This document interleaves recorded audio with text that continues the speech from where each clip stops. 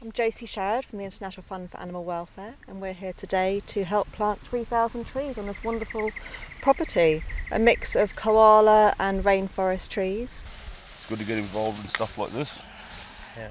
For the environment and for yourself, your network and socialise as well. Yeah. Brings back a bit of community.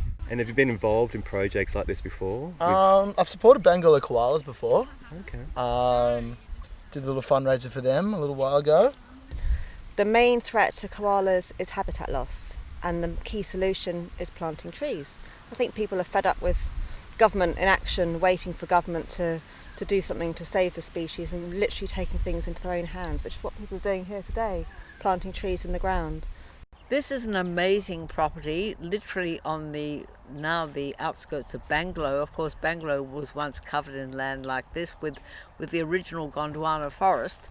We did a planting in April that's a mix of rainforest trees and koala trees, and we're now joining corridors to a planting that was done 2 years ago, and so it's all going to join up into a massive great forest on this property. It is absolutely a fantastic project. We are indebted to Hilary for her generosity in giving us the land to do this planting. We have an ingrained foundation through Stone and Wood. What does that mean, ingrained? Well, I guess it started with us wanting to be ingrained in our own communities. Bit of a play on words too, because we use a lot of grain in our products. And we were one of the co-sponsors for this planting today. So providing a bit of support as well as getting our people out volunteering. So we've got a bit of a crew here today. I'm one of the founders for the Shift Project, which is a program that supports women who are homeless or at risk of homelessness in the Northern Rivers area. And a bit of part of our project is about reciprocity, given that the local community has supported us to set this program up and is ongoing support for 5 years now. And so being a part of the community, being part of the connection, but I also think the strength of local people coming together, which is today tree planting on someone's property, is a big part of who Shift is as well, around connecting to each other, being a part of the local community and providing that support to each other so that we can grow together. Now with climate change and increasing fire and all those challenges that we've got ahead, it's really important that we go back to that knowledge and understand that the way to look after country is really through connecting with it and responding and nurturing the landscape, so we can make it more resilient for us as humans, but also for all the plants and animals. Because the land's been cleared, we don't see that cultural landscape as it once was, but the cultural landscape is still here. It still exists. A lot of the values are still here, the landscape features. I think society as a whole has lost touch with, and we're seeing the impacts of that now through climate change and deforestation and a whole heap of pressures on our environment that we need to understand and rectify. And so, planting trees for carbon, for biodiversity, getting that relationship back to country is really critical. Koalas in the state are plummeting towards extinction, and particularly with the recent bushfires, we lost over 6,300 koalas. We need to turn the tide really on koala numbers in New South Wales. It's fantastic for the girls to come out with us and all do it together. One of the things that talks about Shift is that we're all in this together. So to join in and do something as wonderful as this to help reforest our local community is absolutely a great payback.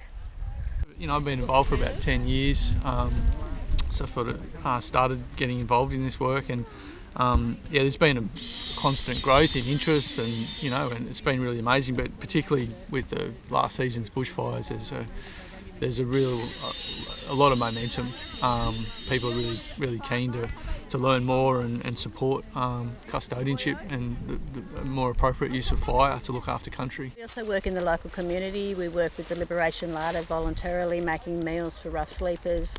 But we also, often turn up. Obviously, it's things like tree planting. We work alongside Rotary at different times. And we have also made these kind of bags with ties on the thing. Out of recycled papers, we made recycled bags for shopping.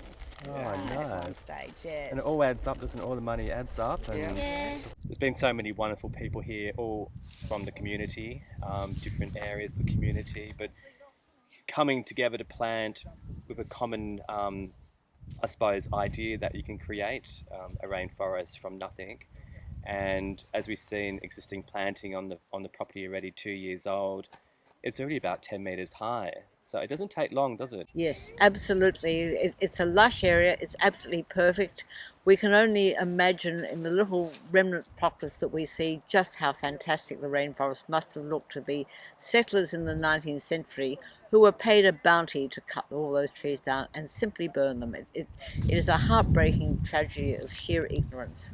But luckily we are trying to restore the land, and not in my lifetime will I see it be a great big mature forest, but I know that we've planted the seeds of something really wonderful for the future. It's fantastic. You're doing a great job for the community and for the women involved. That's okay, we try our best a lot. Well, you're a great team, I think. Yeah, and you're that's inspiring the young people. That's Absolutely. another great thing you're doing as well. Yeah.